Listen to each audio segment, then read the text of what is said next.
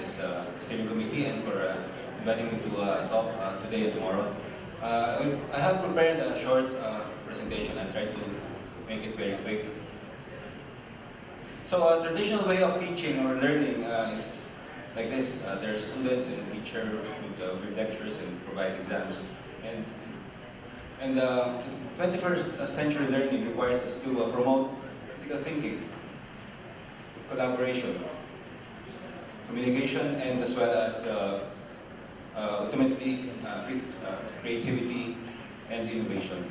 Now, these four skills are some of the skills that can be learned through 3D printing as reported or observed by researchers from University of Massachusetts. And also, researchers from Ireland said that there are 4 M's of additive manufacturing. One is materials, as Professor Lovett pointed out earlier, and Ma'am Basilia. Also making, market, and metrology, IDVI. Next please. I hope DOST AMCEN focuses on some research projects. Like we can start with 3 projects. For example, prostheses, corals, or membranes, or some for tooling. Next please. Last March, I think I was here when they had this summit. I think it's entitled Building Our Future Layer by Layer. I think this is similar to that one. We start with the DOST, providing the facilities and advanced additive manufacturing R&D program would create the opportunities for everyone. We have AMCEN, we have several fab labs, and our AMRED in Bataan.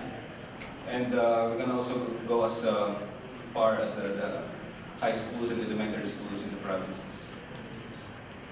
So we should democratize, or we should increase our access to 3D printing. We should make it very normal. We should make it very boring. That it's within our reach. As you can see, 3D printing process flow shown in this slide. We should not forget also the CAD skills, computer-aided design, computer-aided engineering. These are very important in training our students and our manpower ready for industry. We should develop some softwares and, if possible, also develop some 3D printers. I think Ateneo is developing or have some projects on 3D printing.